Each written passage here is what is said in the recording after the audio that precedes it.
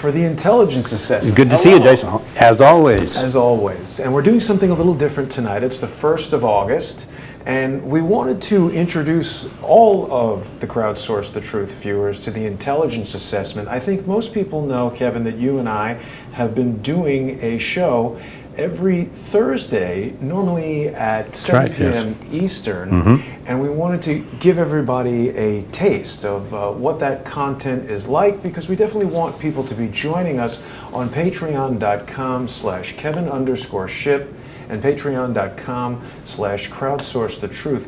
We've brought in two really important guests today, and Kevin, you've got a format for us that you're going to moderate. Why don't you introduce our guests and let everybody know what we're going to be doing? Yeah, thank you, Jason. Of course, your humble correspondent here, Kevin Shipp, as most of you know. I was a counterintelligence investigator with the CIA and the FBI when we were co-located in the counterespionage group. I was a counterterrorism operations officer collecting human intelligence overseas. I was a protective agent on the director of the CIA's detail, and a polygraph examiner with a master's level degree in detection of deception. So that is me. How about you, Mike? Can you give a little bit of your background? Yes, I'm a former law enforcement officer. I'm a former detective in the state of New Jersey. I was a former private investigator, also licensed in the state of New Jersey. And back in 2011, I was commissioned by Sheriff Joe Arpaio of Maricopa County at the time to conduct a forensic investigation into Barack Obama's now determined illegitimate birth certificate, which is a complete fraud. And subsequently, we got involved in what was later to be known in the media and by a federal judge, the Seattle operation, which was dealing with a confidential informant who was a CIA contractor by the name of Dennis Montgomery, and contained information that you're reading about today in the headlines. So in a nutshell, that's who I am. Thank you, Mike. Sharon, how about you? Your background?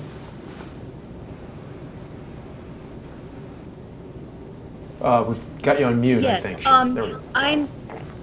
I'm editor and owner of an online newspaper called The Post and Email, www.thepostemail.com. We've been online for just about 10 years now. I didn't start the paper. It was started by a man named John Charlton, but I took it over in April of 2010. And we publish news primarily focusing on government corruption 7 days a week, 365 days a year. And I've covered items like the Maricopa County's investigation of the birth certificate, the Obama birth certificate, presidential eligibility, other government corruption items that are of interest, and of course editorials from citizens. Thank you, Sharon. And of course, the noble and talented Jason Goodman. Here to run the show. Yeah, he's the brains. This is an important episode for us, right? Because several months ago at this point, you began to question some long-standing reporting on this topic of Dennis Montgomery and the HAMR, and to say that it opened a can of worms would be an understatement. Yeah. Take us through this, would you? Well, I listened to some programs and read some reporters' descriptions of Dennis Montgomery and the HAMR. And upon a cursory check, I said, no, something's not adding up here. There's some red flags. So I started to do some digging myself, and I saw some pretty serious inconsistencies and information that was downright false. So I spent about 2 weeks, about 80 hours doing my own investigation, and found that much of the current reporting is just unfactual, erroneous. And so we did a program on that, you and I, and then I did a YouTube called the HAMR Controversy, and subsequently made myself a target, which, you know, welcome to our world. Little social engineering actions. There are social engineers out there. They're after me, they're after Jason, and they're after others. And that's just part of what we do. Dave Janda, who was a friend of mine, has a good program. He's great on health, but I called him as a friend and said, listen, there's some red flags, I think, to what you're reporting. We need to talk about this, and maybe I can help you out, because I think some of this is not right. And I think it was the very next day, Dave came out and just hit it even harder. This story that originated with Mary Fanning hit that even harder, and then produced a segment with Dave Janda, Bill Binney, and Kirk Wiebe starting with a edited video interview with me, which was cut off right before an important comment intentionally. So it was kind of a hit piece, and it looked like Janda was kind of leading Benny and Wiebe as if a attorney would lead a witness to say what they want to say. So I talked to a couple of people. One is a well-known journalist, someone who I respect, a couple other, and I said, what do you think about this? I mean, this looks like this is a hit piece. And they said, yeah, it is. You need to correct the record. So I did, and that was the HAMR controversy on YouTube. But thought the thing was going to be put to rest. But their programs continue. They continue to push the same story, which I'll get into in a second. And let me digress a little bit. What I'd like to do is I'll kind of give what I found, and then we'll go around the room. Mike, I'll turn it over to you, and you can talk about very important what you found. And then Sharon, your reports have been outstanding. You can talk about what you've seen. And then I'll turn it over to Jason. And Jason is a unique expert in that he's been part of this research. He's interviewed so many people that he's up on this as much as anybody. So then Jason will give his views on this, and we'll kind of go around the room like that. Most recently, we invited Bill Binney and Kirk Wiebe to be part of this roundtable, and Kirk didn't respond, and Bill sent an email to me, to all of us, on this panel and said, well, I'm not going to participate. We've turned this case over to the FBI for investigation, and now we can't talk about it. So I laughed at that one, and that's on one of their programs. That's the oldest deep state trick in the book. Well, I can't talk about evidence that is erroneous because now it's under investigation. I don't know how many times I've heard that. Oldest trick in the book. So they're not coming back with evidence that is related to this subject. They have stopped, but they continue to accuse me of denying the existence of parallel platforms, which is ridiculous. I never did that. So that's kind of the background of how this can of worms, as Jason put it, got opened up. What I want to do is, and by the way, I also reported it to the FBI regarding some of the information Montgomery has that they should probably look into. So you can tell I'm still talking about it. So I'll go through what I found and then turn it over to you, Mike, and you can kind of cover your perspective on this. And as I mentioned, we'll go around the room. And as I was investigating this, you know, when you've been in counterintelligence for years, and when you've done polygraphs on a lot of people, you can just kind of smell things when something doesn't add up or something isn't right. And that's kind of how this started in the beginning. So I did a relatively thorough investigation. It is clear to me, based on the documents, court documents and testimony that I found, that Dennis Montgomery is a documented con man and a fraud. It's pretty clear to me that he conned the CIA. I think Mike will tell you that he was playing the Maricopa County Sheriff's Office, and he has conned and still is conning some members of the news media, essentially pushing the same old story that they've been doing. Secondly, I found out that Montgomery is currently under criminal charges for check fraud to the tune of $1 million. Apparently he's too ill to report to court because he's had, I think, a few strokes.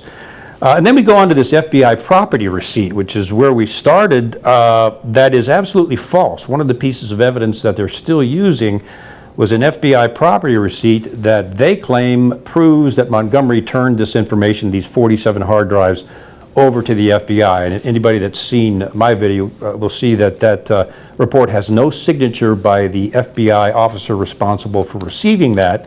That by law you must do that. It's an important part of chain of custody in law enforcement. You don't sign that form, you've broken chain of custody, and chances are you're going to get demoted or fired. So, Kevin, yeah, Jason, please. Yeah. Just a quick point. We should also mention that when Mary Fanning came on Crowdsource the Truth, she underscored that point by saying that Bill Binney had represented to her that he had plenty of FBI evidence receipts without intake signatures on them.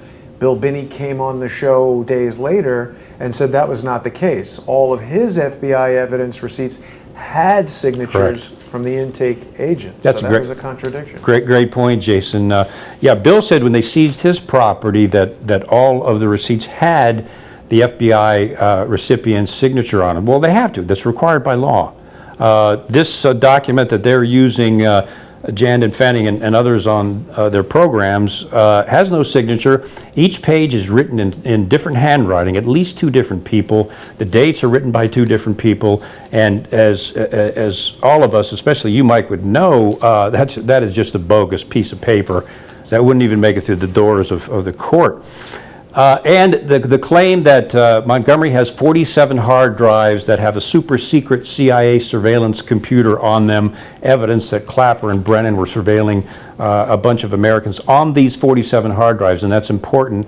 Turns out those 47 hard drives did not contain any of this information, and they were fabricated by Montgomery himself, although they're still pushing that story. There's another set of hard drives that Montgomery, through his attorney, did turn over, but nobody has seen what is on them, and DOJ Attorney Baker referred to those in a testimony with Jim Jordan that they existed, and Jordan didn't pursue it. So we're not sure what the FBI found or did not find on those. If they were the same as the ones turned over to the sheriff's office, those were bogus. I tried to make them look like they were actual factual hard drives containing information.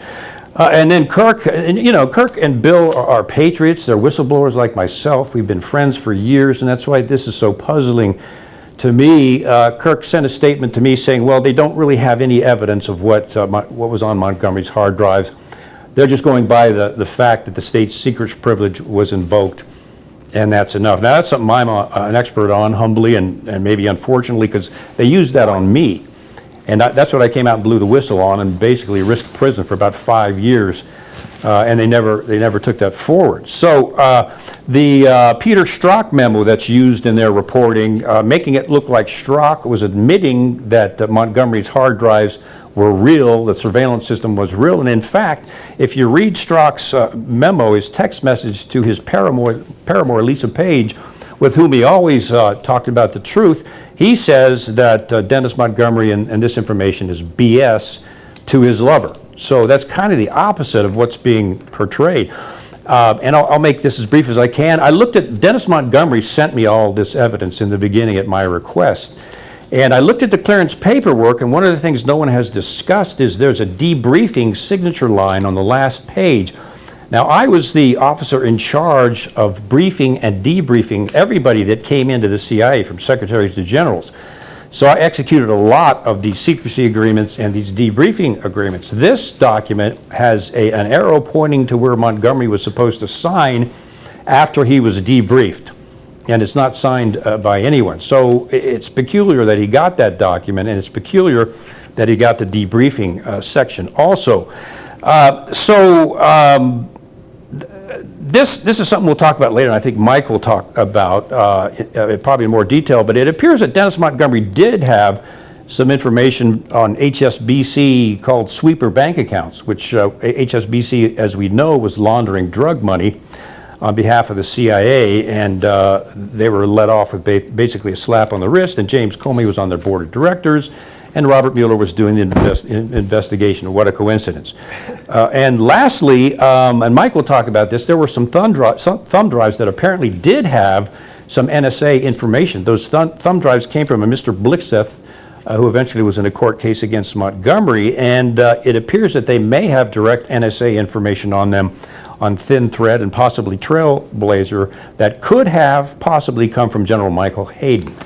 So that's kind of an opening of some of the things I found. And Mike, let me turn it over to you, because you are the closest, at least in my opinion, to this story in terms of an investigator and an actual eyewitness. So Mike, why don't you take it from here? All right, Kevin, that's a lot to unpack. Yeah, I know. Let me go back a little bit. Let me go back a little bit to the beginning. Through Timothy Blixeth, who I was in contact with during the initial birth certificate investigation, I was contacted by him back in October of 2013 via telephone. He had informed me that he believed he had an individual who was in possession of 151,000 identities of residents of Maricopa County and a few million from across the country. During the conversation, Blixeth told me that he was in contact with an individual who was a contractor for the Central Intelligence Agency, and this individual developed software that was being utilized to collect computer data containing private information of millions of unsuspecting Americans. And if you go back in that point in time, see, the timeline with Montgomery is important. If you remember, there was some hints about this in the news early on, and it was chalked off to being metadata. In other words, computer hieroglyphics that nobody could make heads or tails of unless you decoded it. I will tell you that that was never the truth. That's a lie. I saw the information myself, and it was actually call logs. It was to and from, address, phone number, name, and duration of the telephone call. And there were thousands of these that I personally saw that Montgomery brought forward. Blixeth told me that he was able to produce this information, and the individual who was supplying him the information was attempting to come forward as a whistleblower on numerous occasions to federal authorities, and all of his efforts were thwarted. That is true. Montgomery made numerous attempts to come forward under the guise of being a whistleblower. The whistleblower portion of this is a little suspect to me, and I'll explain that as we go further. Blixeth told me that this, at the time, the unidentified individual, who later on is identified as Dennis Montgomery, also had information regarding Obama's PDF birth certificate. That was a red flag for me, because that to me was the hook. You're trying to hook me through the birth certificate to open the door to get into the sheriff's office. However, being that he stated that he had the identities of 151,000 residents, which would include social security numbers, that was not something that we could just overlook. So arrangements were made to go forward with Montgomery. Montgomery did in fact contact me prior to Blixeth coming into the sheriff's office with this information. And he did tell me that he developed a software and computer program for both the CIA and NSA. He also told me that it was breaching computer systems across the globe, and he had represented himself as being the one who created the, quote, HAMR, a multi-million-dollar computer system for the federal government. He claimed that this was supposed to be utilized for purposes of the war on terror and breaching computer systems across the globe against Al-Qaeda and in the Middle East. And their clandestine CIA operation was to harvest protected information, not only of individuals, but of governments as well. So that's what he claimed it was originally intended for. He went on to state that as this was going on in time, he became extremely disillusioned when he discovered that the United States government was using this to breach American citizens, violating their Fourth Amendment protections. Now, Montgomery is not the original whistleblower. Kurt Wiebe, Thomas Drake, Bill Binney, and I believe there's another individual, came forward in the early 2000s. And they paid the ultimate price. Kevin, they were real whistleblowers because they were employed by these agencies, and they trashed their careers trying to protect Americans. So my hat is off to them. They are the true whistleblowers. On Montgomery's side of this issue, when we sat down, and there's a tape online, I made a cell phone recording of Tim Blixeth bringing forth this information to the sheriff's office. Montgomery has taken the position that he's a whistleblower and he wants to do the right thing, you know, for the American citizen. However, when you get into Montgomery's timeline, it's pretty evident that what happened here, there was millions, tens and hundreds of millions of dollars changing hands to develop this system through two different corporations that Montgomery was a part of, working as subcontractors for the CIA. One of them was the wife of Tim Blixeth, Idra Blixeth, and I believe they started a corporation. I believe it was called Blixware. They started a corporation. Montgomery was ultimately a part of that, and then she absconded with the money, and he didn't get what he needed, and he packed up his toys and he went home. There's always an underlying current of dollars associated with this. And as Montgomery was providing the information, you know, you're coming to a police department, you're coming to investigators. We're never going to tell you what we're thinking. We'll let you think you know what we're thinking. And as he is going on with this, it just became blatantly clear that when he couldn't get a payday out of this, he decides he wants to become a whistleblower. There is also correspondence between Blixeth and Montgomery, which Montgomery shared with me in email, where they were putting into an informal contract on book rights to his story, where Blixeth was getting the lion's share of this thing. but there was already an idea to write a book about whatever they were going to disclose. So there's a motive, and in any investigation you look for means, motives, and opportunities. You know, what does he have, what doesn't he have? When I first got the telephone call from him before I went to the sheriff, I did some preliminary background on him, and there is a lot of derogatory information. However, there is one thing that is very glaring. He is terminated in his original employment as a subcontractor with the CIA. Subsequently, he is rehired by the CIA after he is called a fraud, and it's released in public that he's a fraud. Yet they rehire him, and he's paid again, or purportedly to be paid, millions of dollars to continue this work that he's doing. He also relayed to us that the CIA, NSA, and the FBI were all involved with this. As a matter of fact, it was the FBI that dropped off 3 blade servers to a warehouse in Nevada where he was working on this project. So you had the 3 major 3-letter agencies now involved in this, including the Air Force.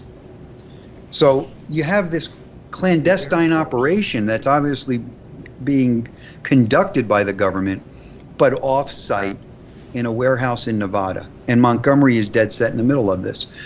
Now, to Montgomery's credit, he was there. And this is where I believe Montgomery has credibility. He can place people and places in a historical timeline. By his own admission to us, he saw John Brennan, discussed information with him. He saw Clapper almost weekly, according to him. He saw officials of the NSA, CIA. I won't disclose their names. And he was also intimately involved with this part of an operation. I don't know if this is the only part of this operation, because the government is very successful in taking subcontractors and doling out pieces of different things. That's right. To get one end result. But it's all for camouflage because nobody knows what everybody else is doing. That's right. But in any event, when the information was brought to us by Tim Blixseth, there were tens of thousands of identities of Maricopa County residents. There was also federal judges' private information. Chief Justice Supreme Court Roberts, Ruth Bader Ginsburg was on there, members of Congress, John McCain, Sheriff Arpaio ultimately was found in that database. Myself, I was found in that database, so was my deceased father. So there was information that was definitely gathered. Some of this information he had purported to us that not only did they have telephone numbers and addresses and phone calls, but they had banking information and IRS information. Montgomery also showed us where now President Donald Trump had been surveilled going back to the early 2000s, if my memory serves, and just about every corporation that he owned. So this is way before he ever decided he was going to become president of the United States. So you have Montgomery with this treasure trove of information, and we're in a little bit of a quandary because according to the evidence he's providing, there's over 450,000 private financial and other records of individuals in the entire state of Arizona. So now we're past 151,000 residents. We're now talking the entire state. And he was claiming that this went across the nation. Well, later on, as the investigation unfolded, he did supply us with information of people in Texas and California and Seattle and Florida. I mean, this was across the board. So we ended up going up under orders of Sheriff Arpaio, and we met Montgomery at his home. And when we walk in to Montgomery's garage, there's about 4 frames of computer system, towers, about as tall as I am, just about 5.5, 6 feet tall, of computers, and they're running in his garage. Racks for the blade servers. Yes, racks of computers. Yeah. And these things are all chirping and humming and doing all kinds of things. And my first thought of this was, this is an illegal hacking operation. Now that's just my opinion. That was my first impression. Who would have this in their garage, and for what purpose would you have it? As this is unfolding, it's becoming clear to me that yes, he was where he said he was. He did produce documents. He did produce the document that you saw. He did produce verifiable court information that he was put under state privilege during one of the trials. Correct. So there was no debate that he was there. Now, he claims that he got the information through copying hard drives while he was at Fort Washington in Maryland running the HAMR, and that he just walked out with the hard drives. I can't tell you that's true. It's a little difficult for me to fathom that you're just sticking hard drives down your pants and walking out of such a secure facility. But don't forget, this was a clandestine operation, so God only knows what was really happening. So we have to take him at his word on this. And he opens up a locked cabinet in his office of his home, and there are tens upon tens upon tens of 1 terabyte, I believe they are, hard drives. I mean, it was just an incredible sight, and he's got them stacked in there. Well, as this begins to unfold, we're put into a bit of a quandary. We can't just leave this here.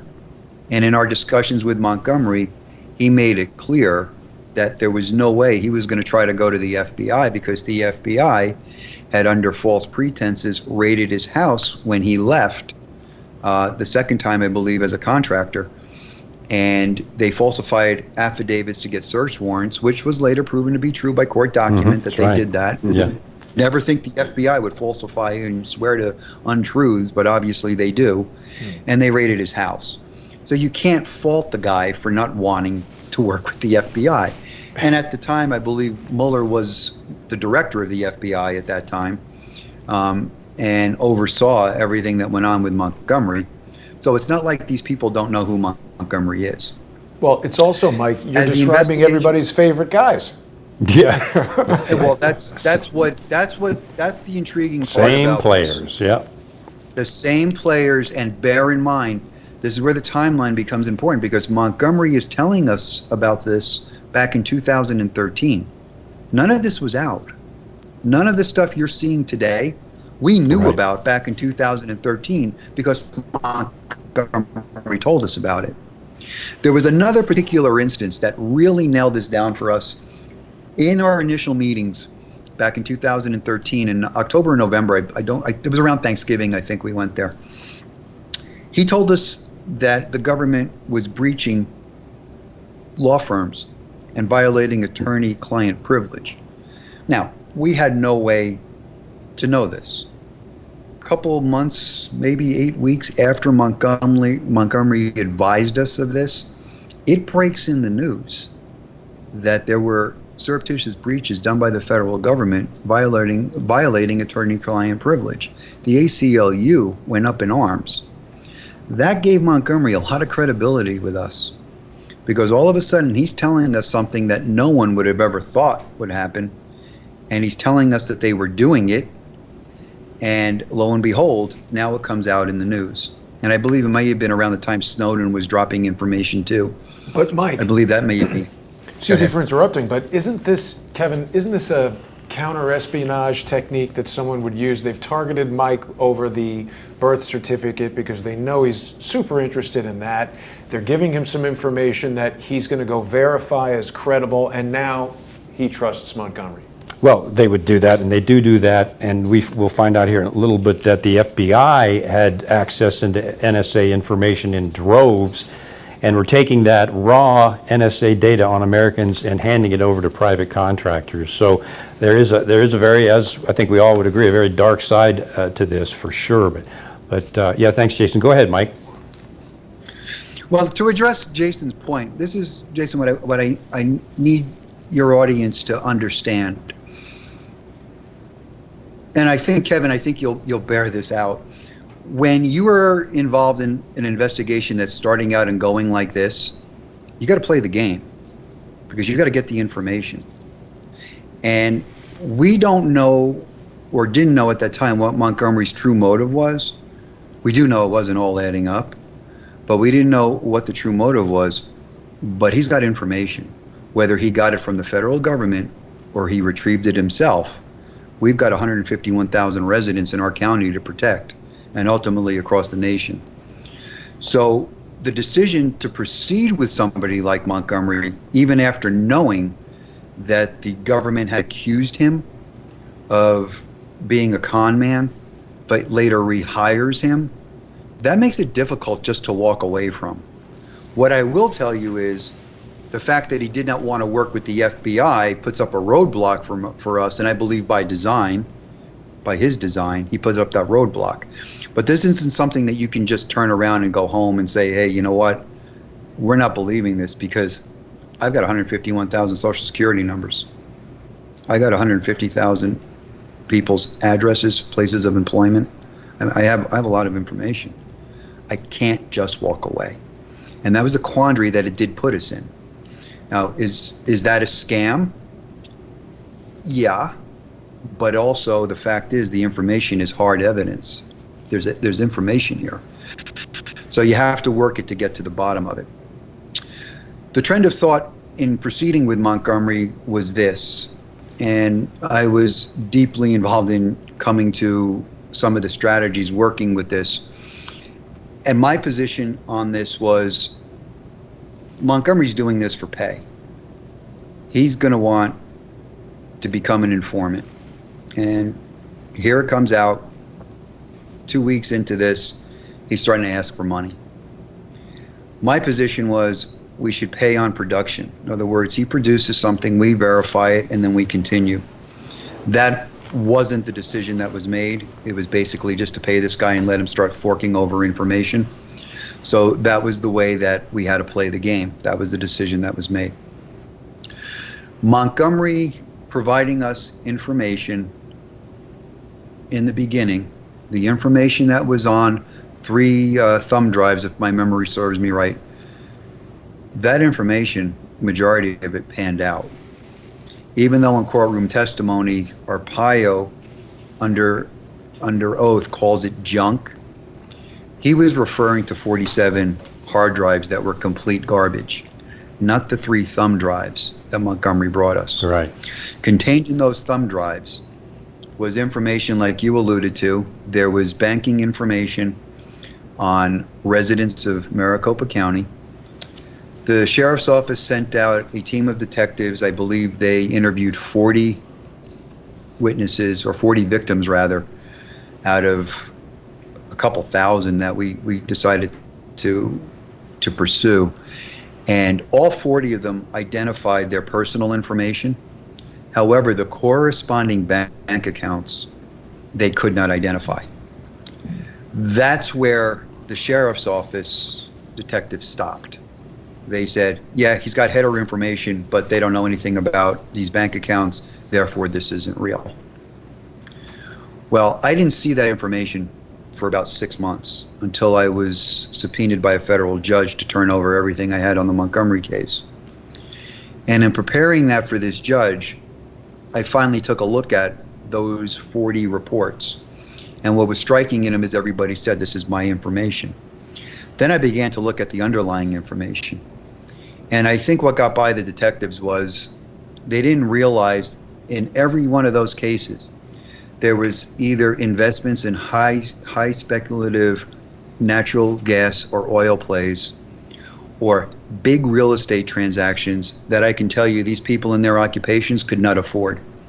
Also, those spec plays, you would have to be a sophisticated investor to partake in those. You have to be worth a couple $1 million to play that game. And every one of them had it. And that was something that I couldn't just get past. So I reached out to a whistleblower that I had previously encountered early on in the Obama investigation by the name of John Cruz. John Cruz was the whistleblower on HSBC. I contacted John and I spoke to him by phone and I said, John, I have this information. I explained to him just like I explained to you. He goes, it's all natural gas and spec play, isn't it? And I said, yes.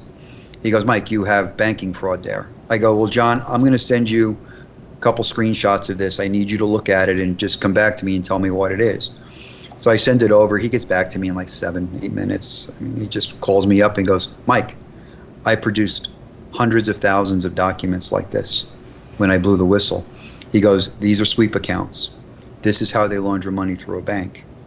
They take an unsuspecting person, they open up an account in his name, 3 accounts deep, and they move money in and money out, all within 24 hours, and no regulator ever sees it. So Montgomery had this. When I got back with Montgomery and I asked Montgomery what this was, he had no idea. He just knows he collected it. Now, that is a big plus for me, because the fact that you don't know what it is, that means you did just collect it. There's no way he could have fabricated that. There's no possible way he could have fabricated that. So he's got information. Now you have to start putting yourself in a position of, what do I do with this? This is a guy that does have information. This is a guy that has told us things that are now coming to light. This is a guy that's potentially dangerous. Dangerous to the safety of citizens, dangerous to the safety of the nation. You know, he could be a threat. What do you do with this? So as the investigation was unfolding, we veered off into Montgomery claiming that he could recreate information that was retrieved, including bank accounts and IRS records and whatever other records were retrieved, through a process called packet reconstruction. Now, I didn't know what that was, but he had to explain it to me. Packet reconstruction, in a very remedial sense, is information that is sent over a computer is done in packets of information. It's not done in words like you think. It's packets of information that the computer has to put into an arrangement, and when the last packet is finally retrieved, that's when you see the end result, or the email, or whatever you're grabbing. So he went on this quest to start to recreate packets. As this was going on, it was a very arduous task. It was taking a lot of time.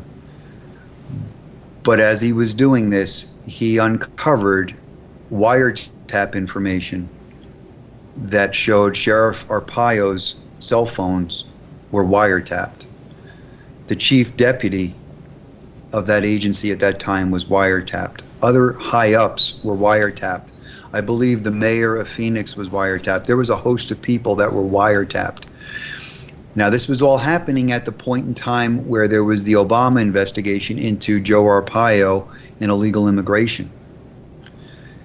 So that information Montgomery had, and there were particulars in there that not even the Detective Makowitz that I was with or myself knew anything about, but Arpaio and Chief Deputy Sheridan did know about.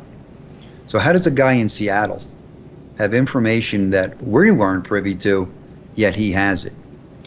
And during that time, he also came across information that showed that the federal judge by the name of Judge Snow, who was presiding over Arpaio's immigration trial, a civil trial, headed by the ACLU in Covington, Burling, that Judge Snow had been in contact or was contacted by Eric Holder's office 3 or 4 days before he was ever assigned that case, which is a big problem because cases...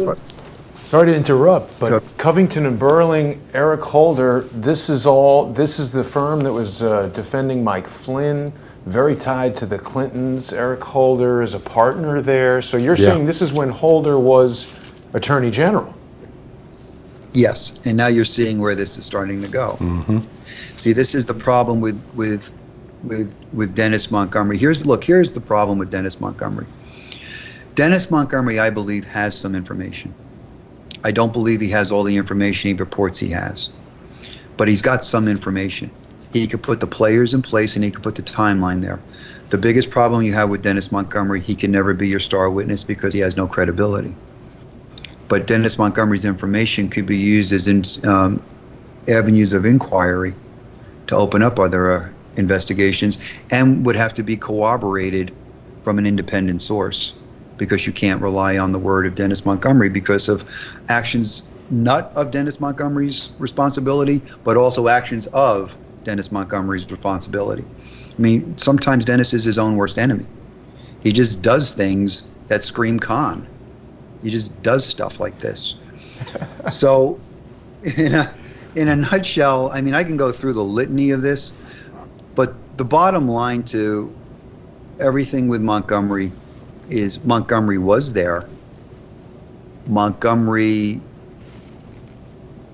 was eventually brought to a federal judge. Well, let me just back up a minute. I gave Dennis Montgomery every opportunity to be real. I petitioned and arranged for Dennis Montgomery to get a free talk with the Arizona Attorney General's office. A free talk, if you don't know what it is, it's basically an immunity agreement. You come in and throw your guts up on the table and we won't lock you up. I even secured for him a private attorney pro bono to protect his constitutional rights, because I didn't want it said that we pulled him into an interrogation room without a lawyer, and his rights do deserve to be protected. I mean, back in my day when you took this job, you protected people's rights, and I was going to protect his rights, and he got that. He got a second lawyer, Larry Klayman, who was instrumental in getting us to a federal judge, which is what Montgomery wanted. And we got him before a federal judge. Montgomery put on the table the same information he originally had shown us. As all this was going on, Montgomery, months before going to this federal judge, Montgomery gave the sheriff's office 47 hard drives. That was Lamberth, right, Mike? Judge Lamberth? Yes, that was Judge Lamberth. There were 47 hard drives that he claimed had privileged information on them. Super secret, you can't see them. Well, that's nice and everything, but as time went on, I became very suspicious that the information on these hard drives actually did not exist. When we met with the judge, we had to tell the judge that we could only verify portions of what Montgomery was telling us. The judge did look at some information, and the judge, in his own poker-faced way, really was concerned about the wiretap information. From my perspective, I thought he recognized what he saw because each of those wiretaps had a set of special serial numbers attached to them. So, Mike, you're And I can only in assume chambers reference when the numbers. judge is looking at this? You're seeing the judge see it for the first time? Oh, yeah, I'll give you one better. Detective Makowitz and I had to physically carry Montgomery into the judge's chambers because he was in a wheelchair. We picked him up, we carried him in, we sat in there, and we all sat around the table. I was there. And there's a claim saying that this judge gave Montgomery whistleblower protection. Well, if he did that, he must have done it after we all went home, because that didn't happen. I was in the room. He didn't afford him anything. And even Montgomery's this lawyer, Larry Klayman, did not see the content of the information. Is that correct? Larry Klayman did not see the content of the 47 hard drives, no, and I don't believe Larry Klayman ever saw the thumb drives. I don't think he did, because I didn't show him. He didn't even know about him when I mentioned it. And he doesn't like Yeah, he may talking not about this have. at all. Right. No. So, as this is unfolding, there are things that Dennis Montgomery is exhibiting that it's just becoming clear at this point. He's running us for the money. And what I had decided to do is I decided we needed to find out if the information on Montgomery's hard drives is anything remotely to what he's saying. So as I'm sitting down one Sunday night, I'm re-listening to Montgomery's free talk with the sheriff's office. And he makes a statement that got by me initially. He said that there were other whistleblowers early on. Now, you have to realize we're not federal cops. We're taking care of hometown stuff. So nobody's really abreast of what is going on this kind of level of law enforcement. But he says this. So that piques my interest. And I start cruising around good old Google, and I look for NSA whistleblowers, whatever I put in the search engines, and I come up with Bill Binney. Then I come up with Kurt Wiebe. Then I come up with Thomas Drake. And as I'm reading about them, I was looking at a timeline that we had asked Montgomery to create from his own hand. And I'm understanding now who developed the harvesting software, which was Binney and Drake and Wiebe. But Montgomery has always represented to us that he was the creator of this harvesting and breaching software. As I'm looking at his timeline, what is eerily missing is any reference to building the harvesting portion of the software. He only took claim to build the breaching part of the software. And he does have a patent for a program called Medusa. So I get on the phone with Montgomery and I ask him straight up, I go, Dennis, I need to ask you a question and I want just short answers. Just short answers. I said, did you build the harvesting software or the breaching software?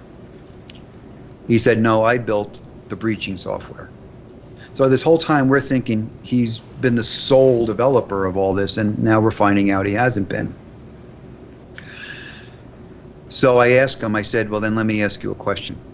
I go, at any time, did the federal government provide you with software to load up on the HAMR to run in conjunction with your breaching software? And he told me yes. I said, did you sign anything taking possession of this software? He told me yes. I said, and what happened around this? What time frame was this? And I think he tells me around 205, 206. He couldn't actually remember. I said, what did you sign? He said, well, they gave me this software and then they sapped me. And I go, what's a SAP? Well, SAP is Special Access Program. And he explained to me that a Special Access Program was a operation that is being conducted that is not even in the purview of Congress.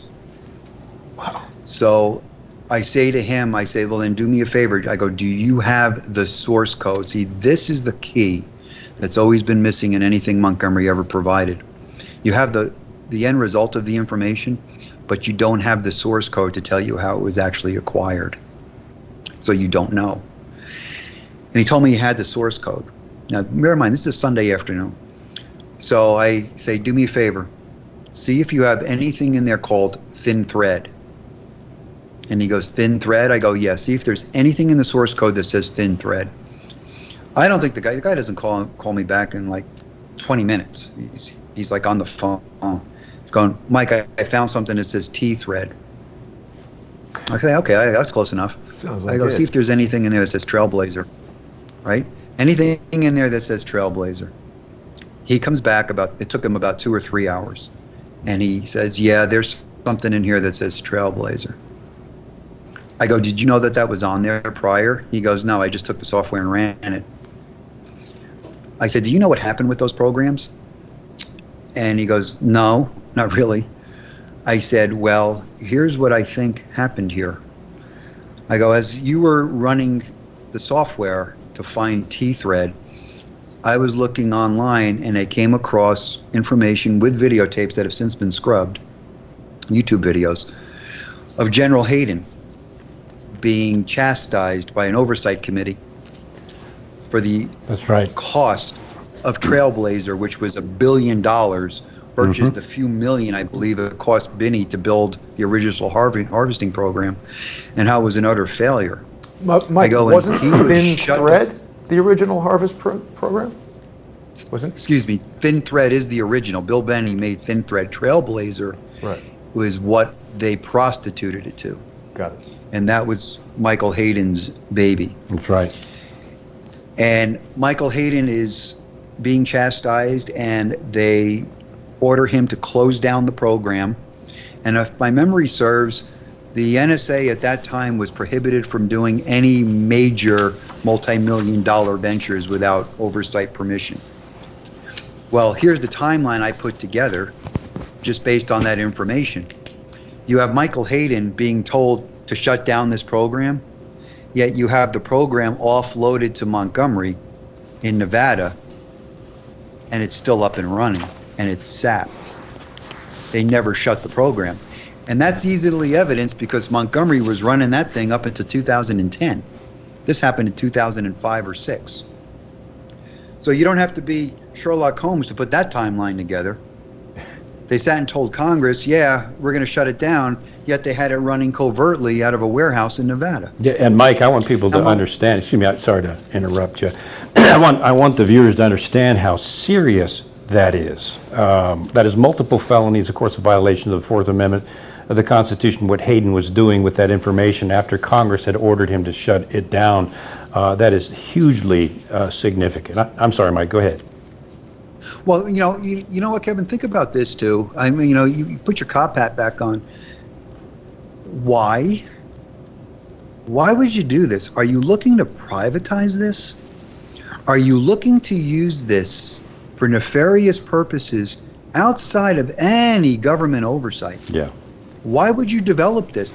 If you really had legitimate purpose, you would develop it right under the nose of everybody and keep sucking Congress for money. Because they'd be paying you if it was fruitful. So what's the reason behind it? What plan? And I think we're seeing that plan unfolding now in the news. But you have to ask yourself, why would somebody go to these lengths? Why would they keep a program going that they were instructed to shut down? So when I relay this information to Montgomery, he gets all excited. There was 2 times in my dealings with Montgomery that went on from 2013 till about the first quarter of 2015 that he got really excited. This was like a paradigm shift for him because it all made sense. He goes, now it makes sense. That's all he kept saying. I said, well, I have a feeling that's what they did. So I have to contact the chief deputy. I call him that Sunday evening at home. I tell him what this is. The poor guy, he's trying to make heads or tails of this. He's not immersed in this like me and Makowitz are.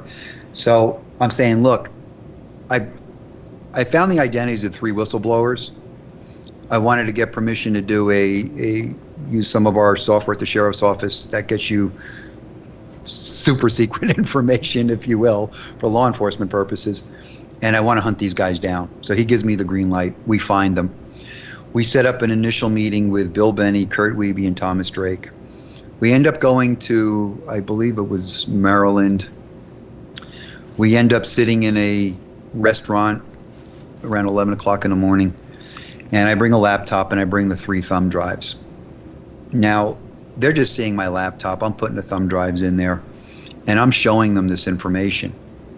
And they're coming to the conclusion that this is a lot of information. And that it's highly unlikely that this information was garnered through just web scraping or web crawling. There's just too much here. So as we're sitting here talking, I start to ask them about T-Thread, and Thomas Drake was the one who wrote the source code for T-Thread. And I said, look, this guy says he's got it. He goes, well, I'd like to see that. So I get on the phone with Montgomery. Now, they're looking at my laptop, but I still have an iPad. And I said, Dennis, I'm sitting here with these NSA guys. They're saying your stuff looks good. I said, but they're interested in T-Thread. Could you send me a snapshot of a page of source code from T-Thread? He goes, that might really be privileged. I go, just send it, Dennis. I'll take my shot. Just send it over. So he sends me an email, and I open it up on my iPad, and I hand it over to Thomas Drake. And he looks at it, and his words after studying it were, oh my God, I wrote that. So now understand, this is another piece of information that Montgomery has that is supposed to be privileged, but he says he's got it. So I took that back, I deleted that email, and in retrospect, I wish I hadn't. Yeah, the NSA still has it. Yeah. Well, they've got it. I'm sure they do. So that alone moves us forward in what we want to do. Now, Montgomery had no idea where I was going with this. We get back to Seattle to talk to Montgomery, and I tell Makowitz, this is what I'm going to do. I'm going to invite him to come with us. We'll take those 47 hard drives. And I had a fight for this. I had a fight to get them to want to crack open those hard drives. And I had to go to the sheriff and chief deputy and say, look, we're paying this guy. I don't think there's anything on here. I just got this gut feeling there's nothing on here. I go, and the only way we're going to know is to have somebody look at it. And I went through the whole song and dance, and they agreed. And the standing order was that we were going to go take these 47 hard drives up to Thomas and Bill and Kurt. And if there was anything remotely privileged on those hard drives, we were to mark the drive, seal the box, and go to the FBI building in Washington, D.C., and not leave there until we dropped them off and told them what we were doing and what we had. That was the standing order. So we take Montgomery out to lunch. I'm sitting diagonally across from Montgomery. Makowitz is sitting directly in front of him. And we're chit-chatting, and I go, Dennis, I've got a great solution to your credibility problem. I said, I made arrangements that we're going to take those 47 hard drives that we have under lock and key, and we're going to take them over to Maryland, and the 3 NSA guys that built T-Thread and Trailblazer, they're going to help us look at those. And brother, I said, when it comes back that you've got what you said, I go, your ticket's golden. You want to go? Now I'm watching him. He never looks up. The back of his neck to the top of his ears to his temples go bright red, and he shakes his head yes. So we finish our lunch, we walk out, we drop him off, and I turn to Makowitz, I go, he's not going. I said, watch. He's going to come up with the doctor excuse, I had a stroke, I can't fly. He's not going. But he flew to the federal judge, right? But can't fly to Maryland. Sure as rain, that's what he does. He makes an excuse, the medical excuse, that he can't go. And I turned to Makowitz after that was over, and I said, just be prepared when we get there. There's going to be garbage on these drives. Well, we get over there, and we crack open those drives, and it is sheer garbage. But this is the one thing that was really problematic. There was an email purported that Montgomery had from, and I won't name them, but from government officials with a to and then a from response. And the problem with the email was the one that was originally sent that ended up being responded to, the header information had that official's name spelled incorrectly on the email sent, but the email reply, it was spelled correctly. That's a problem. Yeah, that's forged a problem. Email. So, right. So now we know we've got somebody is either making up emails or editing emails, or God only knows what he's doing. On top of that, the thin thread source page was on one of those hard drives. And as Thomas Drake is looking at it, all of a sudden he discovers code that should not belong in there, just generic code. So now we're a little confused. Did Thomas Drake not examine it close enough when he said, oh my God, I wrote this?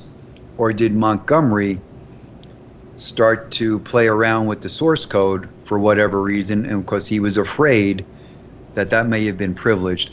I don't have that answer. But when you put that on top of the header information in the email, the 47 hard drives, I mean, having garbage, Al Jazeera news feeds, hours of them, because Montgomery had claimed he developed software that could decipher secret messages in Al Jazeera news feeds that they were embedding digitally. Now, we had no way to know if that was possible because he never provided us with any evidence of that. However, I will tell you a year later, I am painfully watching CNN, which I hardly ever do. And there is a former NSA, CIA guy on there, and he says that they were embedding secret digital messages in their Al Jazeera news feeds. So again, here's somebody else, unrelated, years later, saying something that Montgomery had said. So we're looking at all this, and I get on the phone with Montgomery when we discovered the hard drives were garbage. And all I do is I get him on the phone and I go, Dennis, this was a very, very bad day for you. And his retort to me was, can we work this out? Now, that speaks volumes, because you basically admitted to me you've been stroking us for 6 months on these hard drives, and now you got caught, and now you want a do-over. But what does that say about you? You lay 47 hard drives on the sheriff's office, beginning of an investigation, and for months you keep telling us it's got all this privileged stuff on there. And then when we find out it doesn't, you're not saying you guys don't know what you're talking about. You're looking to correct the problem you created. That's a con. Yeah. That was a con. All right. And he's so ready When with we were doing- can we work this out? That seems like someone who's used to working those kind of things out. Brother, you can't make that response up. I mean, you really can't. That's like a gift from God. It's like an admission. Not even to challenge me and go, what the hell are you talking about? Right? Yeah. So, we've got these situations with Montgomery. We've got Montgomery finally gets to the FBI. And that's a whole saga in and of itself. But Sorry, Mike. Here's so the problem He with the didn't FBI. say, what do you mean, what kind of bad day? He was just like, you caught me, let's work it out. no, he knew. I knew at that lunch table that this was going to be bogus. He knew what he did. Hell of an observation. Well, and with let me back up a little more. Let me back up a little more with you. I put Kurt Wiebe. I know Kurt doesn't remember this because he said he has never spoken to Montgomery, and that's just going to be on faulty memory. I think you have to realize this is a 3 or 4 days out of their entire lives they were dealing with this. But one evening when I'm at the hotel in Seattle, I put Montgomery on a conference call with Kurt Wiebe to discuss packet reconstruction. And I let them go at it. And I'm telling you, this was mind-numbing stuff. I probably smoked a pack of cigarettes in 45 minutes, just trying to stay awake listening to this, because I didn't know what they were talking about. Everybody hangs up. I call Kurt back. I go, Kurt, what do you think? He goes, Mike, he's the real deal, because what I was discussing with him, there are not a lot of people who know about this. He's the real deal. And he goes, I can go one step further. I think we can help him with software that would speed up his process tremendously. I said, great. We have another law enforcement forensics, digital forensics expert speak with Montgomery. We get the same response from this guy. He says, I just conversed with him about something. He wouldn't even tell us basically what it was. That there's maybe, he goes, 5 people in the nation that know about it, and this guy knows about it. He goes, he knows something. He goes, I can't tell you how real he is. He goes, but he knows something. So you keep getting these conflicting messages. Montgomery does know things, but what does Montgomery really know, and how much does he really know? So I make the offer to Montgomery to have Kurt help us with software, and he refuses. Why? Because this is a paycheck. He's getting $10,000 a month for slow rolling this. And it was getting extremely long in the tooth. We were at a place where we needed to stop. And the report that was issued by Kurt and Bill, basically calling Montgomery a fraud, was the nail in Montgomery's coffin with the sheriff's office. What was arranged with the sheriff's office was, I went to Sheriff Arpaio and I said, look, we can't just put this stuff in a box. There's too much here. I go, but Montgomery wants to get to a federal judge. Let me get him to a federal judge. It'll cost us maybe 2 months more worth of work, but we've already invested in this. But by federal statute, this is what we have to do. And he agreed, and we got him to the judge.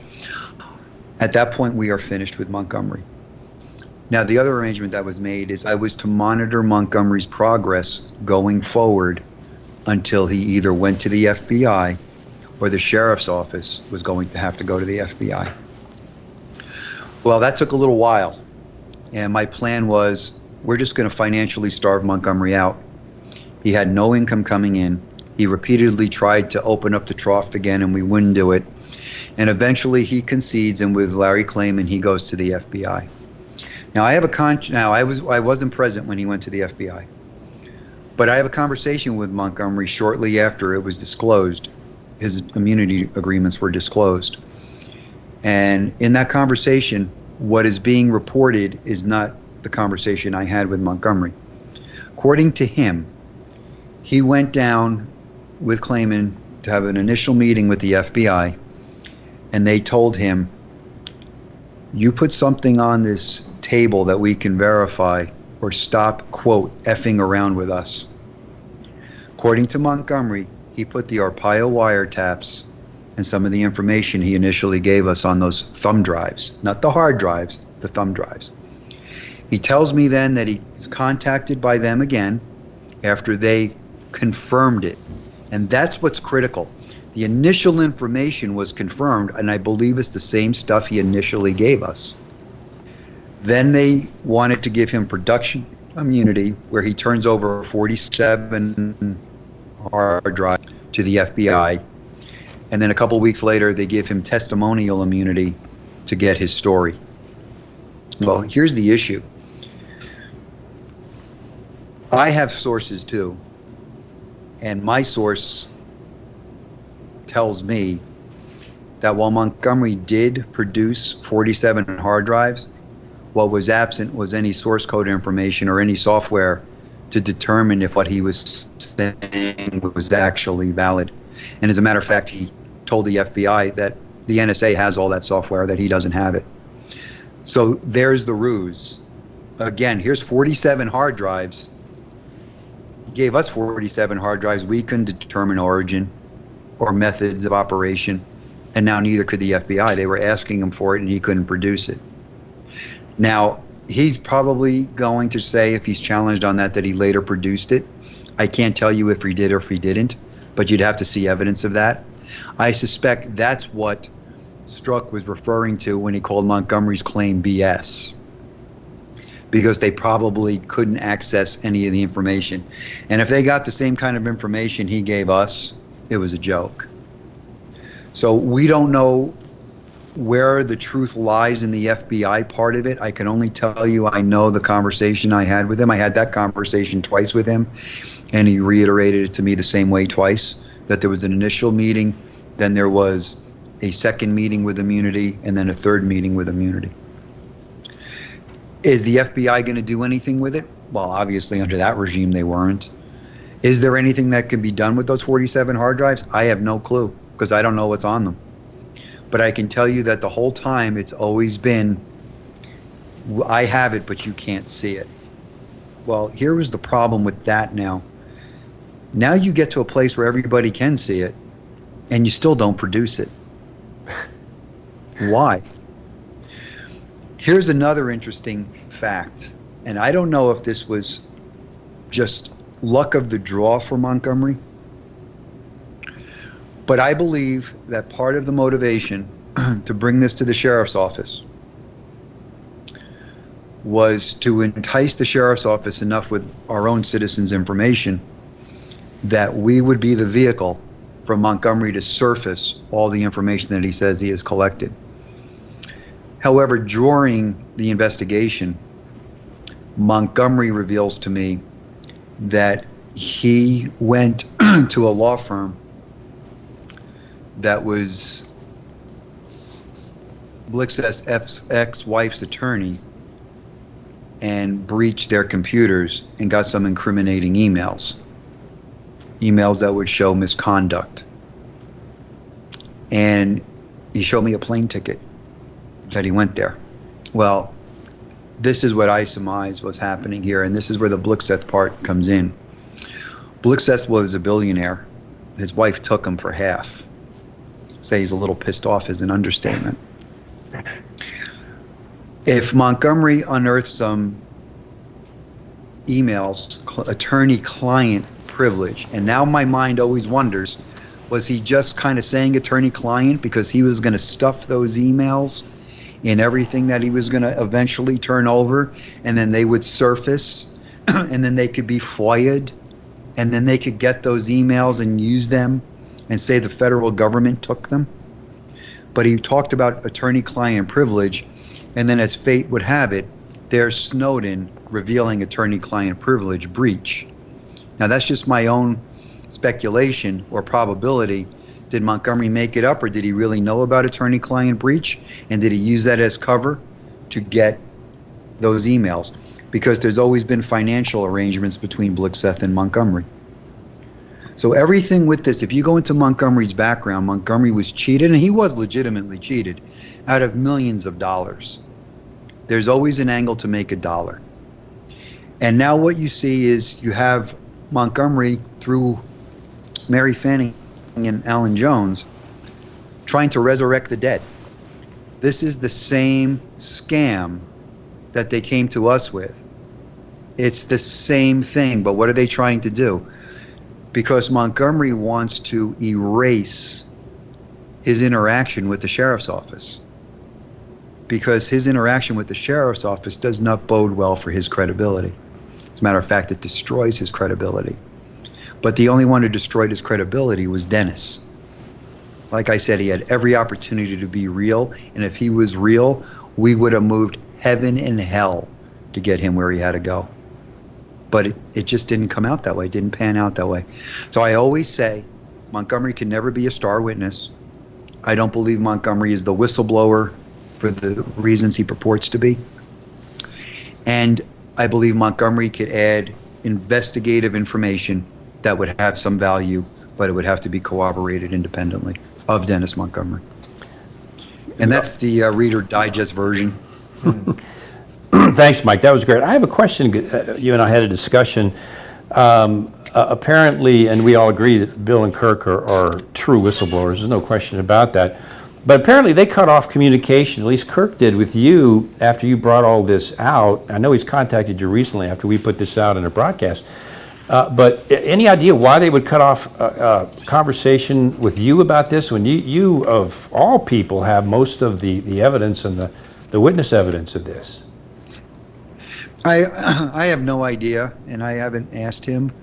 I don't know. You know, these guys, they travel in these unique circles.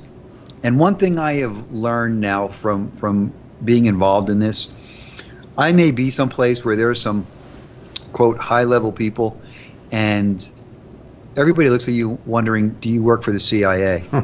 I know everybody thinks I work for the CIA, because trust me, brother, I don't work for the CIA. But you should be thankful for that. Everybody asks you. Yes. Everybody asks you that. Everybody looks at you with a jaundiced eye. So, everybody gets handled to some degree. I don't care who you are. That's a good point. And right? I don't know who was telling them what, and it doesn't bother me. I would have liked at least a phone call saying, "Hey, Mike, I can't talk to you anymore." But yeah. That seems to be under the bridge. Well, and another question I had is they keep supporting the notion that the 47 hard drives, the original ones, do have this HAMR information on them, and I don't understand why they would continue to do that. It appears that they knew that the 47 hard drives, and they gave it to you in writing, were fake. So this story, especially Mary Fanning's story, and no, I'm not casting aspersion on Mary, claims that those 47 hard drives, and they're agreeing with her on Dave Jana's program. Why would they continue to push that story when it's not correct? I don't have an answer for that. The only thing I can say is I don't think everybody forgets about the three. It was 3 or 6. I forget what it ended up to be. I think it was 3, but it was those initial thumb drives or what had the information. Right. It's not the 47 hard drives. Right. Those 47 hard drives, me and Makowicz slept. We had to drive them because we weren't going to take them on an airplane because we couldn't check them, right? We had to drive those 47 hard drives from Seattle to Arizona and back. All right, those 47 hard drives, everybody thought, my God, what information is on here? They ended up residing in an evidence locker in the sheriff's office as property, not even evidence, because they were just completely worthless. There was nothing of value on them. Yeah, gotcha. Mike, that was absolutely brilliant. Thank you so much for that. Tremendous information, and we knew how good you would be there, and thanks so much for that. That was outstanding. Let's move on to Sharon. Sharon, give us your take on this as a journalist and a reporter, just what you've seen, what you've reported. Go ahead. Well, thank you very much, gentlemen, for having me on this. I came to the Dennis Montgomery matter really through Mike Zullo. He is my source. He is my sole source, but I know he's an impeccable source, as you've just been able to see demonstrated. He's got an absolutely in and out knowledge of this because he lived it while he was supervising Montgomery and seeing exactly what was going on. At the Post and Email, I had been following very carefully the birth certificate investigation because that's where my newspaper was born, actually, were the questions surrounding Barack Hussein Obama's constitutional eligibility. And it all started with a discussion of natural-born citizen, which I've just written about this morning. But it then went into, my goodness, there is a birth certificate that's been released as of April 27th, 2011. And several experts came forward and said immediately, this is a forgery. We just don't believe this is real, based on A, B, and C. And then there was the criminal investigation, which then Sheriff Joseph Arpaio authorized, and Mike was put in charge of that because of his experience and other things, expertise.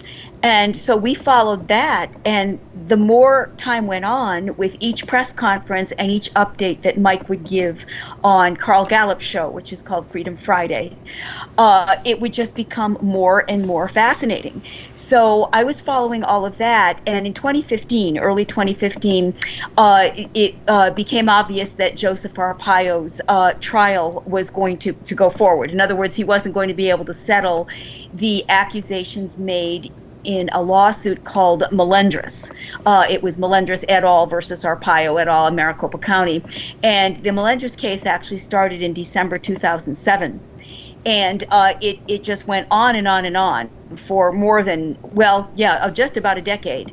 And what they charged Arpaio with was, based on the immigration stops that they were seeing happen and that people reported happened to them, they said that he was racial profiling. So that all was hopefully was going to settle from Arpaio's point of view, but it did not. And so it ended up going to trial. So in April 2015, Judge G. Murray Snow, that is his name, and Mike referenced him, was the U.S. District Court judge over this trial. And he was presiding, and one day the issue of Montgomery came up. And the way that came up was an article from a paper called the Phoenix New Times.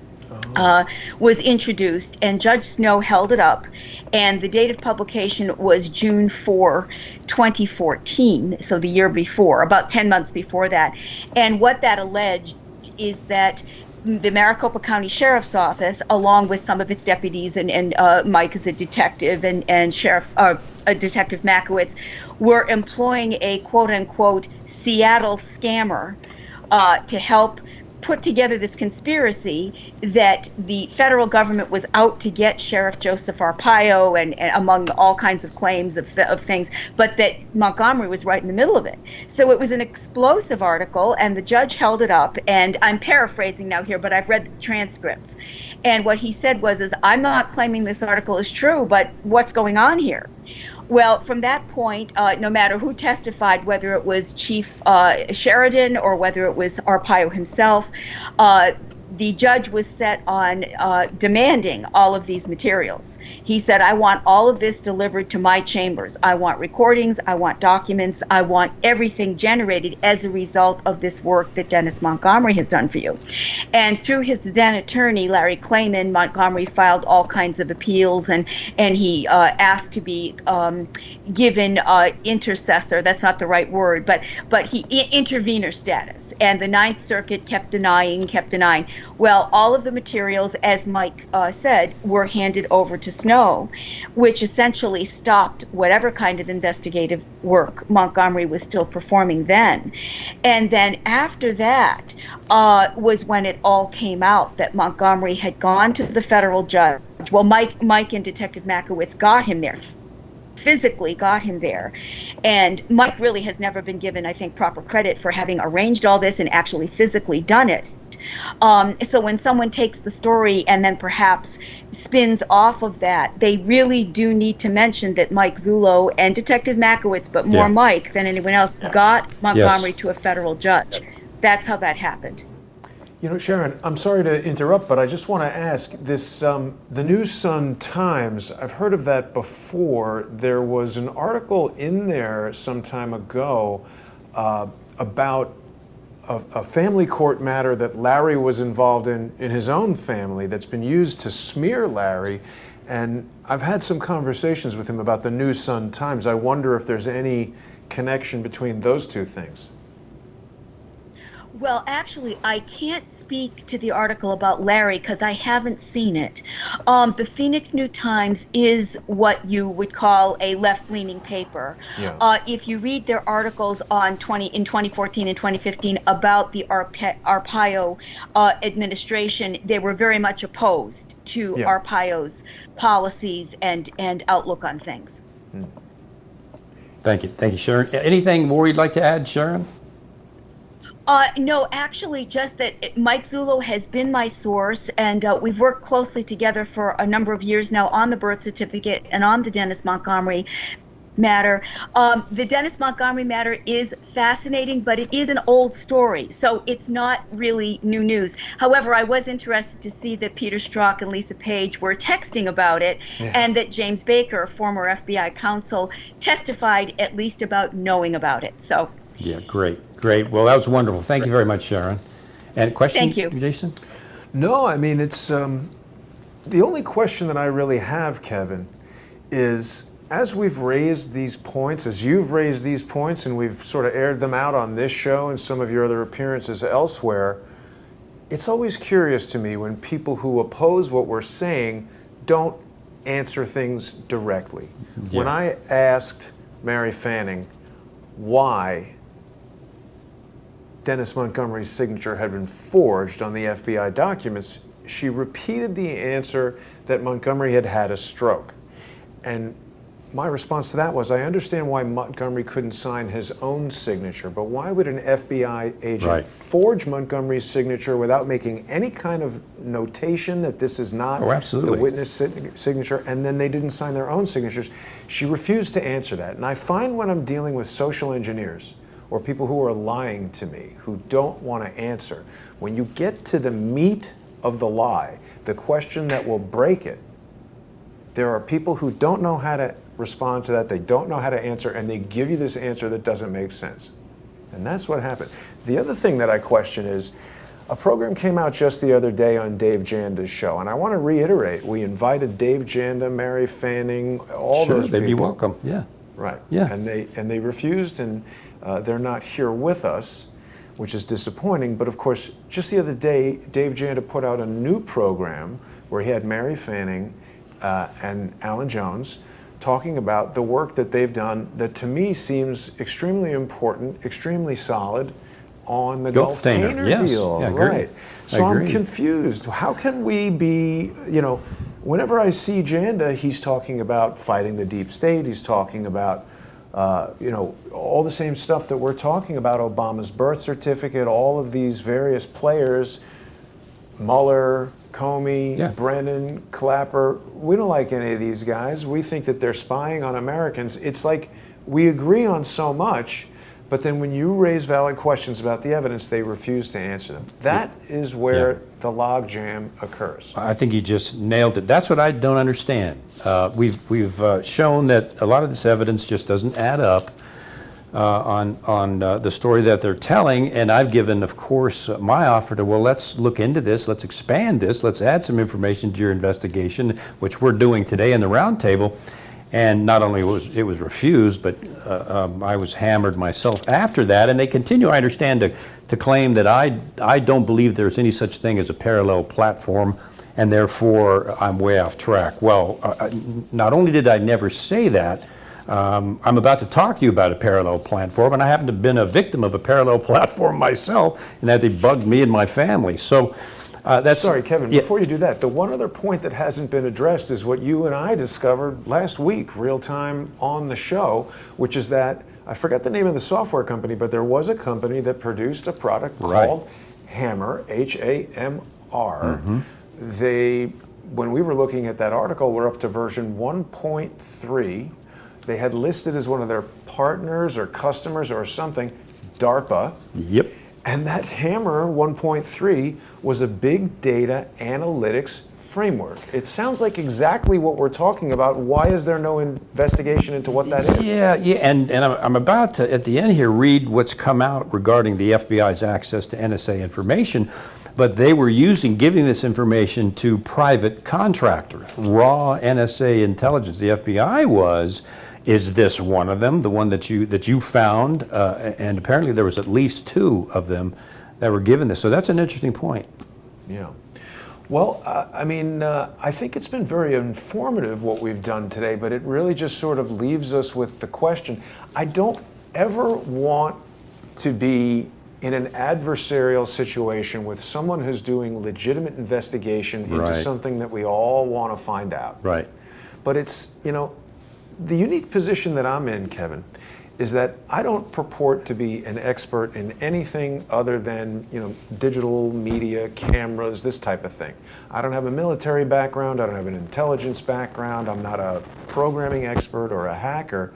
So I have all these different people on the show who share their expertise.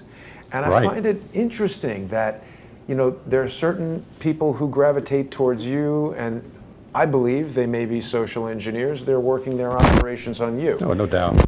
Other people are trying to do things to Charles Ortel. Other people are trying to do things to Larry Klayman.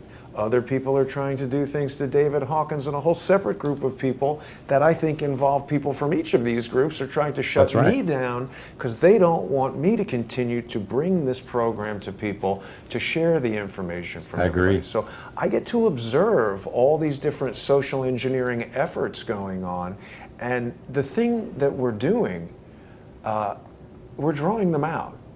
I think a way these guys tend to operate is a smash and grab.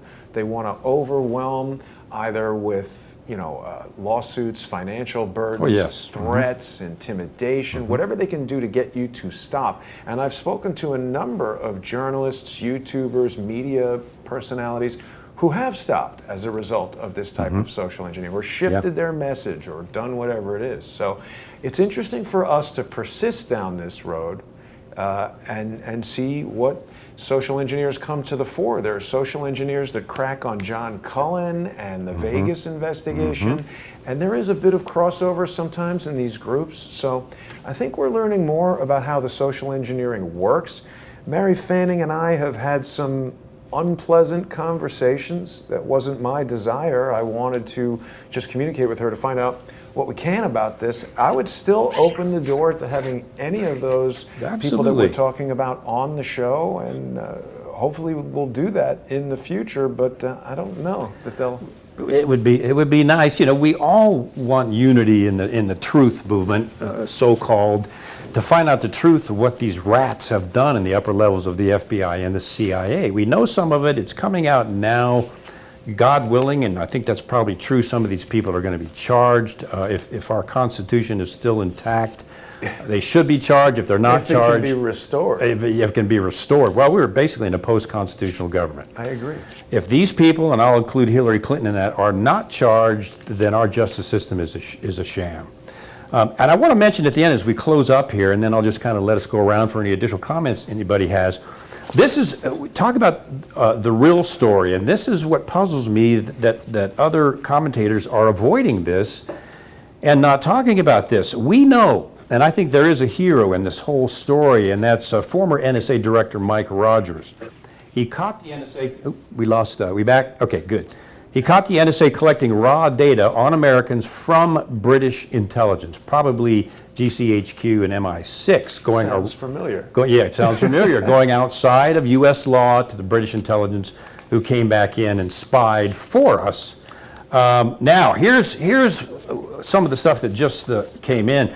The NSA gave the FBI full access to raw information called about queries, something Bill and Kirk probably know about. Outside the NSA, gave it fully to the FBI in a database so the FBI could go into this raw intelligence on Americans anytime they wanted. And what the FBI did was took this NSA surveillance data and turned it over to private contractors, all of the information on these Americans, to uncleared private contractors completely out of the NSA or the FBI's controls. Now, you want to talk about a parallel program, there you go. This is where investigation needs to focus, and I hope it does and will focus on the FBI doing this. This decision came at high levels in the FBI to take this raw NSA information from the FBI database, then disseminate it to these contractors for their use. You've got to ask yourself, well, was Montgomery one of those contractors? Was E-Trepid? Was Blixeth? Was the corporation you're talking about? And I hope some FBI agents, and there's a lot of good ones out there, are watching this, and perhaps they can look into some of the things we're saying. It's very important. It also appears that the NSA itself was unable to identify this reporting or other disseminations of this information, because it went to the FBI, and then the FBI is the organization at the higher levels that sent this information out to these contractors. And I think they're still trying to determine what the heck these contractors were doing with the surveillance information. Interject. Yeah. Bill Binney has said numerous times, government contractors are the biggest problem with our security agencies. No doubt about it. No doubt about it. I think that's absolutely true. They need to find out who these contractors are, and that's where the investigation needs to focus. They should not have gotten this information. The FBI had this raw information, and they disseminated it to these private contractors, and that needs to be investigated, I think. And it was Mike Rogers, again, heroically went to the FISA court about this very thing. And the FISA court judge issued a statement rebuking the FBI for going outside of FISA procedures and disseminating this information.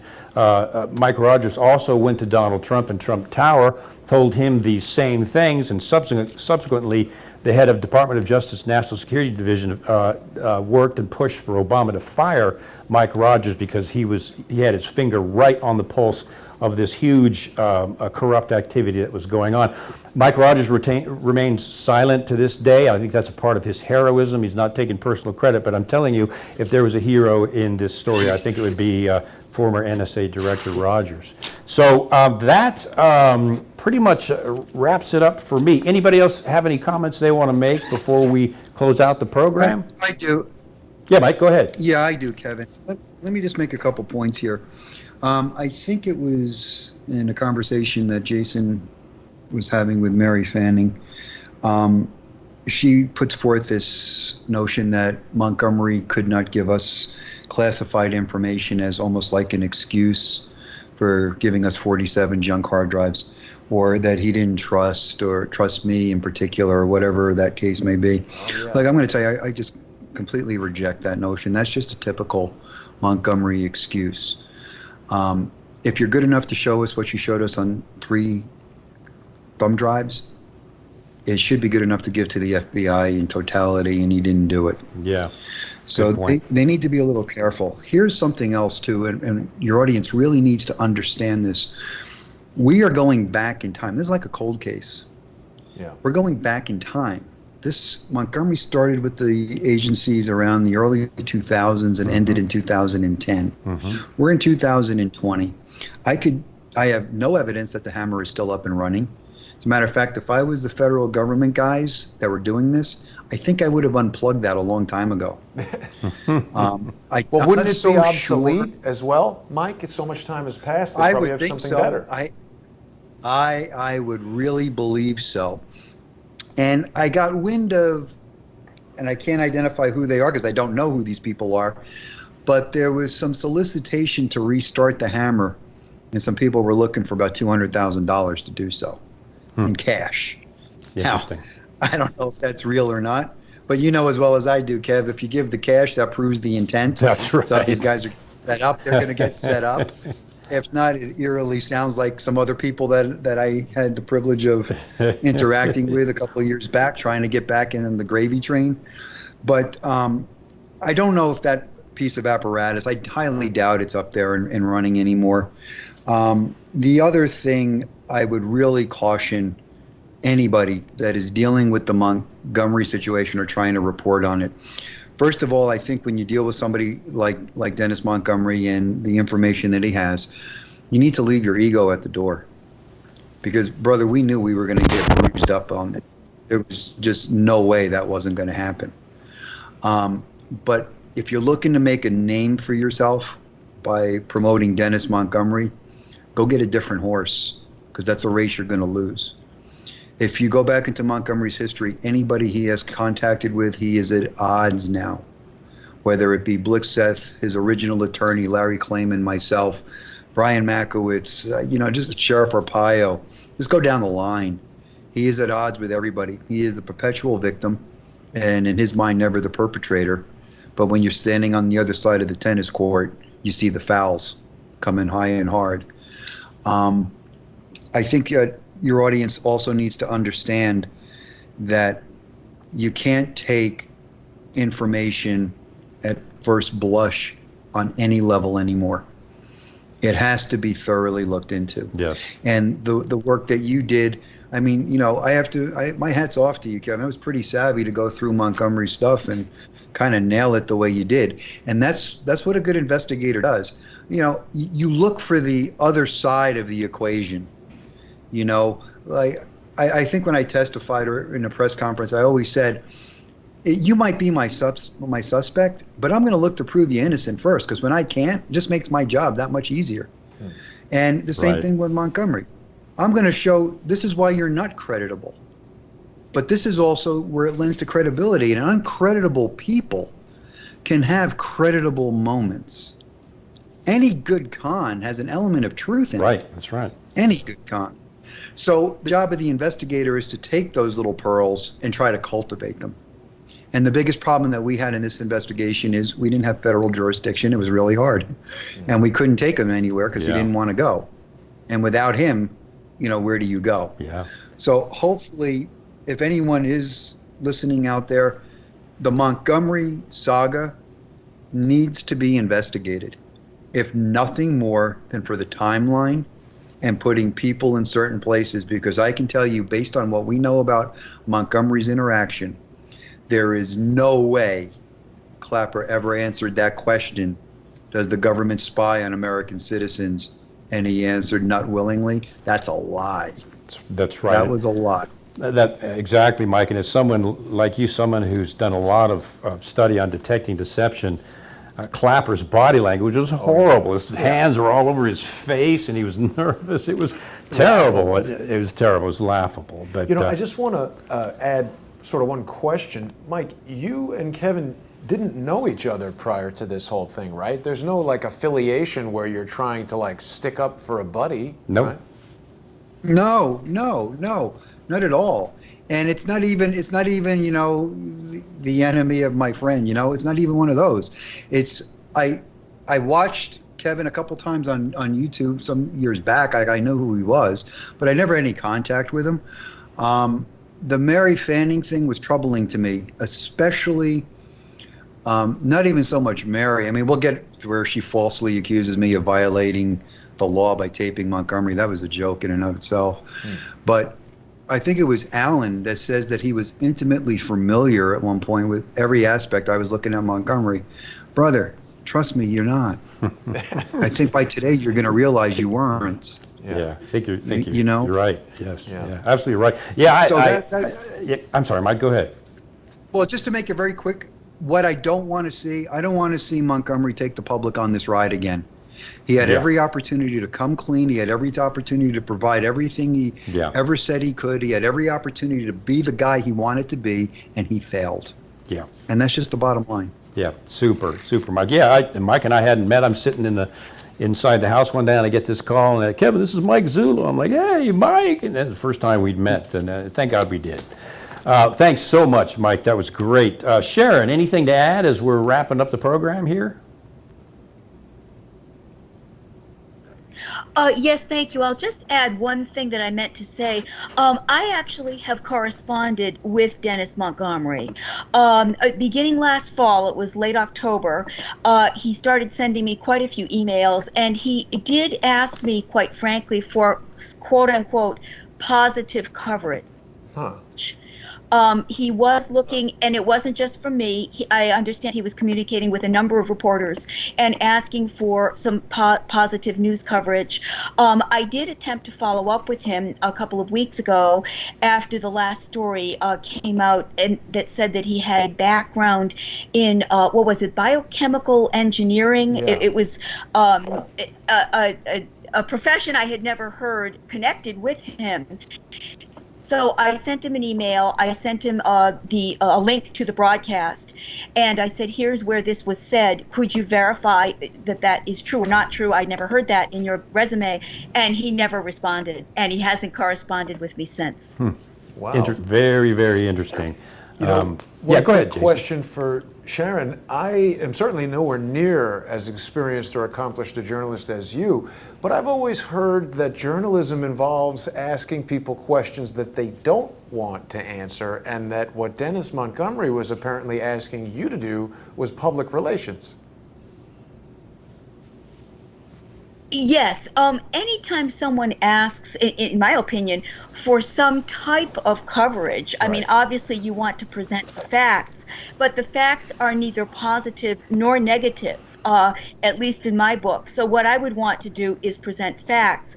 He did make many allegations, something about voter fraud and spying on the New York Times, and this is what we did as government contractors, and there's all this documentation that we knew what reporters were going to publish before they published it. And of course, as a reporter, I wanted to know more about these things, but I was never provided any documentation that I could verify. And before we even corresponded much, there was a way that I was able to verify that in fact it was Dennis Montgomery, and he cooperated with that. But as far as providing me with anything verifiable, I didn't have anything. And anytime someone asks for positive, I mean, no one's going to ask for negative coverage, but if someone says I want some positive stories about me, that's always going to be taken with a big grain of salt. Right. Yeah, And, thanks, Sharon. One of the things that we ran into, Sharon, was that Mary had this perception that Kevin was somehow trying to own this story, that this wasn't Kevin's story, this was Mary's story. Any input on that? I really think that a story belongs to the person who lived it, really.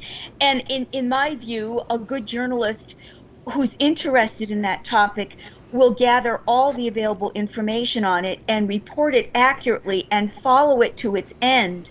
But the story belongs to no one except those who actually lived it. That's right. And good Lord in heaven knows I did not Hey, Kevin, want to get involved let in me, this. Let me just Yeah, go ahead, Mike. interject something on that note, because that just sparked my memory. Yeah. Back in, I guess it was 2015 or 16, whenever the audio tapes of Montgomery or Blixeth surfaced, and they were erroneously released by the ACLU and publicized. They were never supposed to be released to the public. I had a conversation with Mary Fanning. I had been in contact with her and Alan over the course of a couple of years, and we had a conversation about those tapes because they had surfaced. And then I think I did somebody's show. I don't remember if it was Alex Jones or if it was Carl Gallup's, but I did somebody's show, and I got a call from Mary accusing me of stealing her story. And I had to stop. I said, Mary, wait a minute. How can I steal that story? I am that story. Right. Yeah. Those are my tapes. I yeah. made them. Everybody's focused on me. The judge is pulling them out of my teeth. And how is it your story? And then she was threatening to sue me or whatever. I just let her go, let her ramble on. You know, there seems to be an ownership thing with them. And then this container story, she contacted me and told me that WND stole their story, called it an exclusive. I don't know anything about that. Yeah. All I can tell you is there is something about owning the story. And now she seems to take those tapes as if she owns those recordings. Right. Like she has executive control over those recordings. They've been released by the public, but if anybody owns them, they're me because they're on my phone. Mm-hmm. Right. And you made them. I'm the one who you made recorded them. I made them. Yeah. And that, so I don't understand. I'm sorry. And that seems to what I think you're exactly right. That they seem to want to own this story, even though it's now pretty clear much of it is factually incorrect. but they won't give it up. They want to own it and keep it going, and I guess that's what's baffling all of us. Well, they want to intimidate others Well, from Kevin, covering it would seem. Sharon wrote about this. Sharon wrote about this years ago. Yes. If anybody broke it, it's Sharon, and That's I should right. know because I gave it to her. Yeah, you're right. Well, So she's claiming you that found they're me out, breaking a Mike. story. I can't have detectives on this show, but I was trying to get Sharon to say that. Yes, same here. Too modest. She She's needs. way too modest. But She I'm deserves the telling you. credit. Absolutely. That's why she's But here. another And point I- has come up. Forgive me, Mike. Another point has come up is that we don't really know why there's this desire for ownership of the story, but we do know when various programs on Crowdsource the Truth challenged Mary Fanning's story, someone put 2 strikes on Yeah. 2 videos. Now, Mary says it wasn't her, but Mary was in one of the videos and was the subject of the other video. Now, fortunately, YouTube said those strikes are not valid, so the channel remains, but she was trying to destroy Crowdsource the Truth. Yeah, that's not a good sign. Thanks, Jason. Anybody else? Final comments? Well, outstanding. I'm sorry, you got something, Mike? No, I was just saying, no, I don't. Just Okay. be careful out there. Yeah. Yeah. Don't Isn't take that the any truth? wooden nickels. All right, let's go around the room. I know, Mike, you got to kind of stay incognito, but Jason, and we'll start with Jason, go to Sharon and myself. How can people contact you, Jason, and watch your videos and your programs? Well, people who are watching us right now, Kevin, on either YouTube, the Jason Goodman channel, Crowdsource the Truth 2, or patreon.com/crowdsourcethetruth, subscribestar.com/crowdsourcethetruth. I always like to encourage them to also visit patreon.com/Kevin_Shipp. Kevin and I do the intelligence assessment with Kevin Shipp every Tuesday night at 7 p.m. Eastern. It's normally only available to sponsors either of Kevin's Patreon page or the Crowdsource the Truth subscriber pages, Patreon and Subscribestar. So we wanted to bring this special episode to all of the viewers so everyone could understand this information. Right, absolutely. And there have been a lot of technical challenges in broadcasting. I don't want to go into the details of how Yep. we've overcome them, Yeah. but we are here. And Well, Jason, because I was here for at least an hour of that, and thank you for putting. I mean, this room is an octopus of wires and cameras, and so thank you for fixing all the technical stuff and pulling this thing off because My pleasure. it was tough. Sharon, anything? How can people reach you and especially read your articles? We've got you lost. on mute. You're on mute, Oh, yeah. Sharon. She's on mute. Yep. There's a little delay, so she'll probably hear us Oh. unmuted now. There she Is is. it unmuted now? Yes, There you're we go. good. Yeah, you're good. Okay, thank you. I'm at the post ampersand email, the post and email, www.thepostemail.com, and people can reach me at editor@thepost-email. We publish 7 days a week, 365 days a year, and there is a free newsletter people can sign up for. It comes out at 10 a.m. Eastern every morning, 7 days a week. It's free, and it has our news wrap-up for the previous 24 hours. Thank you, Sharon. I'd encourage everybody to subscribe to that. The information is factual. It's very well researched. And so check out Sharon and the information that she puts out to be well worth your time. You can find me at fortheloveoffreedom.net. That's fortheloveoffreedom.net. I put all my credentials out there, the investigation I did, the cover-up the CIA did, the abuse of the state secrets privilege, and the documents that I have revealed that they tried to conceal. And as Jason mentioned, you can catch me on patreon.com/Kevin_Shipp, and you can catch our programs there. And I'd just like to thank everybody. You are all heroes in my view, and I'm so glad we were all able to get together and talk about this in an objective fashion. So thanks you all. Absolutely. Thank Thanks, you, everybody. guys. Thank you very much. And thanks everyone for watching. See you soon.